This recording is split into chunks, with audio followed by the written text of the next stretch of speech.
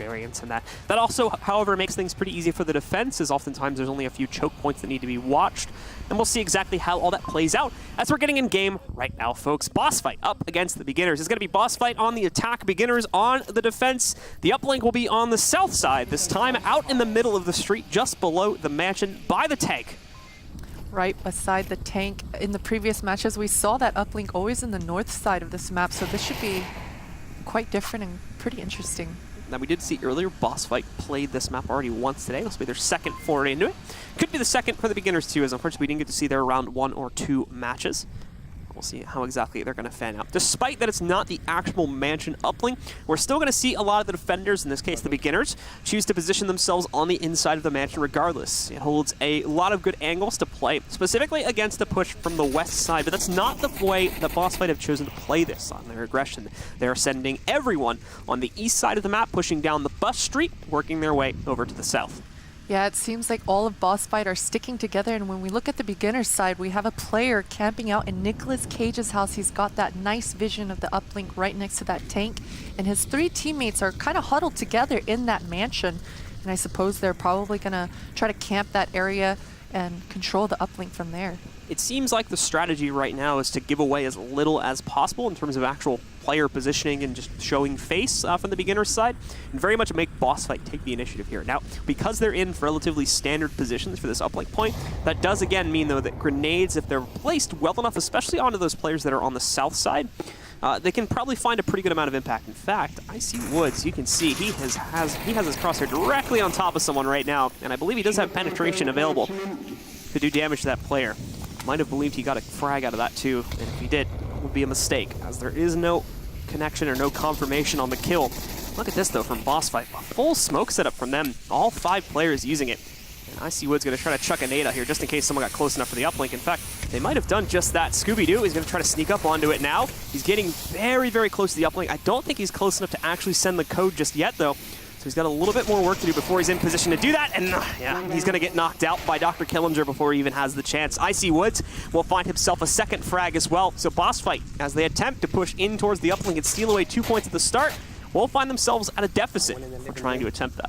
2 really fast frags coming out for beginners, and as we mentioned, those 3 players in that mansion spot, it seems like that spot to defend from is so difficult for the attackers to actually make any progress. But Weather Balloon has that shield, and he's creeping up on that mansion. Let's see if he's going to actually be able to get in and get Lego some kills. We saw a fantastic performance from Lego earlier today. One before they had. Weather Balloon is going to find a very well-placed grenade, though, finds the elimination onto Kevin. Off of that, Weather Balloon's going to be able to move in there and find himself a pickup as well. We've got C4 on the ground. Not really going to be able to use it in that position, unfortunately. Trades will go all over the place, though. Icy Woods goes down. Dr. Killinger is knocked out a moment later. Now Woods finds the shield for the defending team as they hold on the second floor. It's a 2v3. Bossfight have brought it back slightly from a pretty desolate position that they were finding themselves in before. Now the trouble is trying to knock out these last 3, 2 of which are positioned on the second floor. UC Death is going to get knocked out by Smoils from that second floor position, in fact. And now it all comes down to that last man alive for Bossfight. Yeah, it's quickly turned into a 1 versus 3. I'm actually impressed, as you mentioned, Bossfight were able to bring that back from being down 3 versus 5. And it seems like in this game, that is actually very difficult to come back from such a deficit. But they were pretty close, but 1 versus 3, that's pretty tough, Blue. Especially on the attacking side, yeah. When you consider the fact that, again, it's only leave more options open for the defenders just to check more angles. The attackers, in the meanwhile, can't cover as many of those angles as they actually try to push out. So more than likely, he's going to get unlucky, just not check the right spot when he peeks around one of these corners and find himself dead as a result of that. He's going to push himself forward. Now, there is some fire across the street, but it's in the complete wrong direction. Smoils trying to shoot way over towards the bus street on the east side, and we're just not coming out with much. Lego, though, good trigger discipline. Yeah, it doesn't fire her, though, so his position is still unknown. He's going to go back to the window, see if he can catch Woods. Not the case. He did shoot out now that they know where he is. That means this player across the street is probably going to look for a connection on a Lego relatively soon. I'm actually surprised he's going as slowly as he is up to the main doorway right now. He's only got 30 seconds left as well. So timing's going to become a problem for him here, too. Makes the push. The shield is going to prove very difficult to deal with, but Lego gets it done. Finds the first kill. He's trying to get the second kill across the street, but I think he's failed to account for the second player that's on the second floor of the mansion behind him. However, Dr. Killinger, that same player on the second floor, will be the one to eliminate Lego. pick up the first round for the beginners. You know what? I am a Lego fan. I'm liking what I am seeing. He was in such a deficit, and we mentioned being down numbers in this game. It's very hard to come back from, but his positioning and the way he was moving about, I'm a Lego fan. Sign me up. He's kind of taking that late round lurker role almost, where the designation is to just keep him in the back, and if they end up in a normal firefight, all right, let's use him as a rifler, just have him get kills as we would normally expect from the rest of our teammates, but make sure he's the last one to stay alive, because he generally has the game sense to be able to clutch out some of these situations. And the second time now, we almost see him accomplish a 1v, I think it was a 1v3 clutch in that instance, but still, very impressive stuff from Lego to get as far as he did, just not enough to win the round. So the beginners will take the edge at the start of this map. That means, guys, we're going to be jumping into the second round here in just a second. It's going to be obviously switching sides. Bossfight will be on defense now, and it's going to be beginners attempting to attack the same uplink point here on the southern street. So the uplink will be, again, in that southern position next to that tank. Let's see if Bossfight come out and camp that mansion like the beginners did. Let's see if they have a different strategy. I'll just stay quiet here for a sec. I wonder what their comms are like. Not much coming out from them after they've been let out of the spawn box here. Oh, this is a very different approach from beginners. We saw Bossfight sticking together towards the east side of the map. For beginners here, they're split up in a 2-3 position on the east and west side. And it's going to be a little bit more dangerous to go to the west side simply because the mansion has a window facing that direction and generally can have a little bit more vision. It's not the case on the east. There's no window, at least on the second floor, that faces the east side from the mansion. So it's going to prove to be a little bit more difficult to actually catch someone from the second floor mansion as a result of that. Like you said, though, still a much bigger push coming from this direction. They also have presence still on the right side or the east side of the map. Regardless, trying to push down that direction. Seems like they're kind of leaving the options open more right now, as you can see a lot of players shifting between the west and east side of the map. So it seems like they're kind of leaving the strategy open to interpretation right now based on what they find in the first few minutes. They definitely are. In the last match, I noticed that Bossfight was all congregated towards the east side, but one of their members was keeping an eye on that street on the north end for a quick flank and keeping the enemies honest. And I can notice that beginners is sort of having a perimeter for themselves as well and trying to keep the Bossfight honest and not allowing them to push at all. Now, Kev is in a pretty peculiar position right now, as we do see Weather Balloon from inside of the garage picking up one of the first downs. It is only a down, though, so Dr. Killinger's going to quickly, looks like he'll rotate over to take up position to get the res off. Meanwhile, we've got players like Scooby-Doo still sitting here on defense, holding pretty standard angles as well.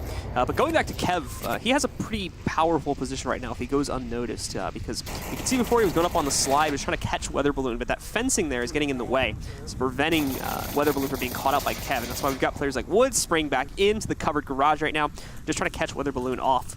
Regardless, though, if Kev is able to get past here unnoticed, he can probably wrap pretty quickly onto the player that's on the other side of the house that he's sitting up against right now, find a free kill there, and pretty much open up the entire east side to a push from the rest of the guys on beginners. Seems like this approach is a little more slow from beginners. Here's a good little non-verbal communication coming out as well. It shows you how some of these players talk when they're not able to physically talk. Dr. Killinger just doing a little finger wag and showing that, I guess in their comms, meaning that I need a syringe, so please throw me one, and that's exactly what we see. The teammate chucks it across the way, and he's got it now to get a quick heal back up into the fight. Creative. I like that. Sometimes you can't use your words, you gotta... And in the military, in real life, that's what they do. Yeah. So, I mean, it makes sense. Oh! Kills are going to continue to go all over the place here. It's a little bit back and forth. Beginners end up very much on the losing side of it, though. Weather Balloon still holding in the covered garage right now. Some very good stuff that he's been able to stay alive for this long. I'm surprised someone like Kev hasn't been able to sneak up behind him yet, but the pressure from the other side of the house seems to be what's stopping it.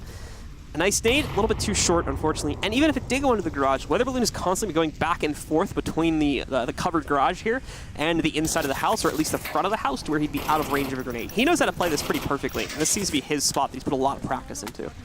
I'm assuming you're able to wallbang that fence is why he's spamming that. I don't think the white fence is wallbangable. Really? Okay. I might be wrong on that, though.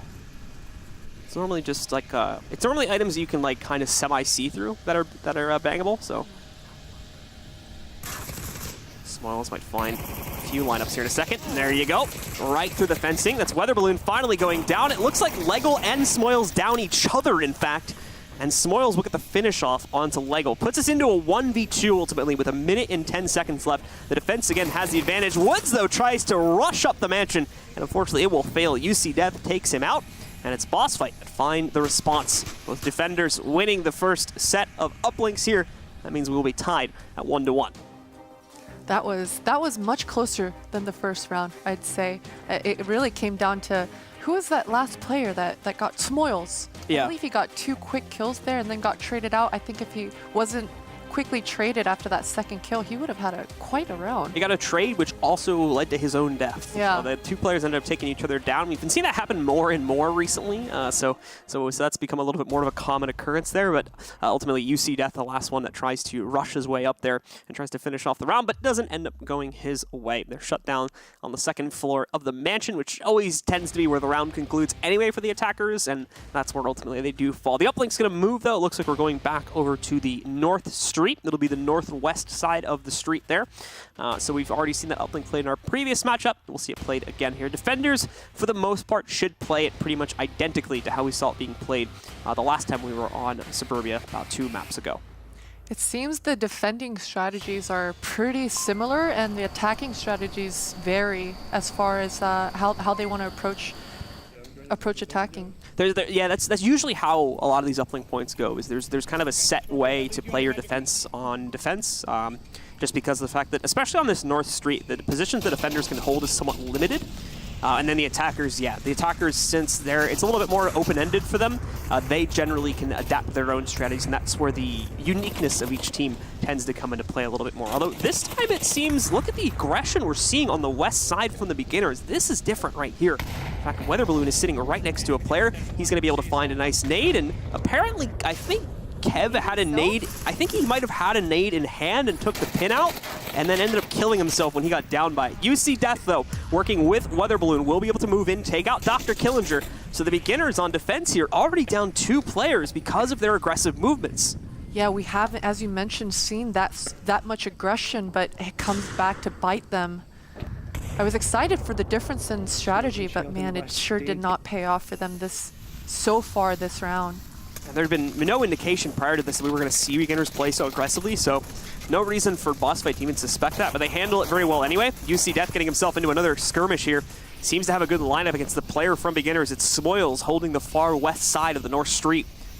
He's going to try to keep this position and basically wait to see if he can get UC Death into the open once again, but at the moment, not finding a marker just yet. He'll stay safe behind the barricades here. Smokes will start to come into the street too. He should see that coming from a mile away here. But regardless, we've got the other 3 players here on the east side for Bossfight trying to make their push forward. Icy Woods finds the first kill here, knocks out one of the players pushing that side. Lego, in the meanwhile, will find a trade on that. So both players are going to be going down. Not going to be knocked out just yet, but due to the close range fight that has ended up happening here, more than likely we're not going to see reses on either player. Down to a 4 versus 2 now. Oh, he's getting the revive off, it seems. No, just pushing his body out of the way. Does he have any good loot? Scooby-Doo is kind of creeping up. He sees those 2 players in front of him. They're hanging out in the middle of the map here. Another headshot connection coming in from Weather Balloon there.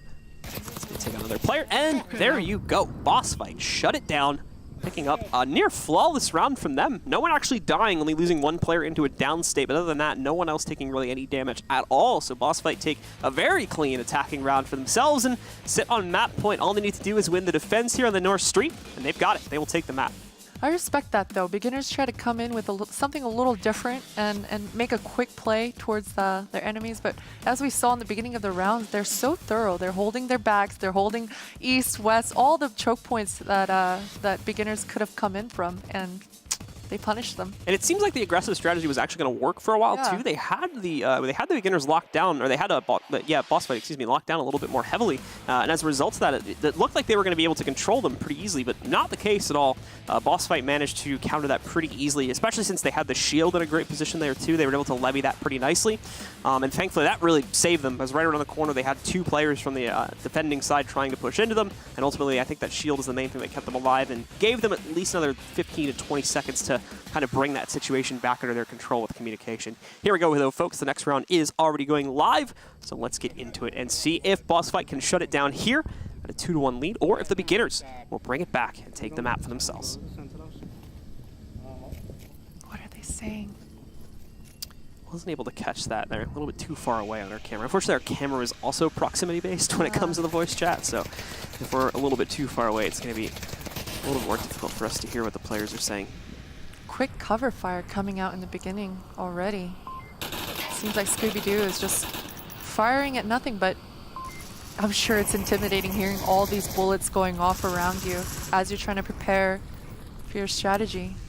A lot of players are looking for a lucky shot or two, because we do see sometimes one or two players will get picked off by just a stray ricochet or something like that that ends up connecting onto a headshot, and that will take players out in the early round. We've seen that happen, I think, 2 or 3 times in the past. Weather Balloon, though, starts us off with a complete kill against one of the members of the beginners. And he does have that confirmed, too. He saw that player get knocked out, so he knows he has that kill in his favor. That'll be Bossfight, a 5-4 at the beginning. Weather Balloon being careful. It does look like there is penetration coming through these balloon walls, by the way, so apologies for that mistake on that earlier. I did not believe that they had that, but it seems they do. As he's trying to avoid that those shots now by ducking down. Now, Smoyle's shooting through this hedge. Is his enemies able to see the fire rate, like through that hedge? Are they able to see like the bullets? It's not like a lot of other games where you'd see tracers. It's like, again, realism is like the name of the game here. Right. So for the most part, you would see a little bit of muzzle flash, and mainly you'd work off sound cues is what you'd be able to see, but you're not really going to see like any tracers or anything like that to be able to detect an enemy for the most part. Okay. So that's generally coming down to just seeing where the bullets are like penetrating from or coming from, and then working off of sound cues to actually figure out the position of it. And oftentimes, if you're like in the middle of a kind of obscure position, it can be pretty difficult to tell where those shots are coming from specifically. So oftentimes we've seen players misjudge it and end up just blind firing into the complete wrong spot and not even realizing where the push is coming from. Here's UC Death utilizing his tablet right in front of him so that he doesn't have to keep pulling it out and checking. Oh. I believe that would be a nade that took Woods out right there, and another one to finish him off. Scorpio going right back to his tablet in his position. It is down to a 5 versus 3. One of the players from beginners is only downed at the moment. It looks like Smoyles is going to revive him, and he does get that off, so it's a 5 versus 4 situation right now. A lot of smokes across the map. It looks like Scorpio is actually in a really strong position, though. One of beginners is actually going to be able to clear him out here. Now, Scorpio knows that he probably didn't get that kill. I'm pretty sure, because I heard it, and he should have been able to hear it definitely. You could hear Woods screaming from behind the house, like, I'm down, get me up. So more than likely, Scorpio's aware he didn't actually confirm that frag right there, and is having to look for other options for when the push eventually comes through. It should be happening soon. Only 2 minutes left on the clock, and we've had a pretty low amount of kills. Lego's going to go for a quick call out here. Scooby-Doo, you can see Lego firing from just across the way. He's going to be able to get a nice clean kill against Woods 43. And that brings the beginners down. Only 3 players left. This is a strong hold so far from Bossfight. And beginners, even with nade usage, really haven't been able to push anyone out of their standard positions here on the defensive side. Yeah, it's a 5 versus 3 situation. We see a player far south down. It looks like he's trying to make a big flank running all the way to the west side of the map, and he's going to try to sneak his way in, but we've got a player there in the west house, and he's going to be able to hear him if he's not careful. Weather Balloon slowly trying to sneak up and take position to find this 3rd beginners player and knock him out. He's going to take a second, though. Do a little tippy-toe peek over the fence. Kev. This is exactly what Weather Balloon. I think this is who Weather Balloon is looking for, though. Hear those shots. Kev trying to fire out. Ooh, you should see some of the dust kicking up there from Weather Balloon just on the other side. Kev actually able to spot Scooby-Doo from way down the line, but misses the push from Weather Balloon. So we'll find a 1-for-1 exchange right there. Bossfight, of course, will lose their first player, but still have a massive advantage in a 4v2. Really good reactions from Weather Balloon. I like that. He had no fear, knew exactly where his enemy was, and just peeked out and finished him quickly. Smoyle's a nice little crawl up from him. He's able to take a quick headshot against UC Death, but UC Death finds the same exact trade. Both players take each other's lives away. No chance for a revive on either of them. That brings it into a 3v1 now. 1 player left on the beginners. It is Dr. Killinger. He's going to have to try and bring things back all on his lonesome. It seems they already know where he's going to be pushing from here, too. So Legel quickly shuts it down, and that is going to do it, ladies and gentlemen. Bossfight take the map 3-1 in their favor. Again, it's always the team that takes that attacking round, regardless of if they get the uplink or not, that takes Suburbia. And once again, that's held itself to be true in the second time that we played it here today. Congratulations to Bossfight. They take the win here.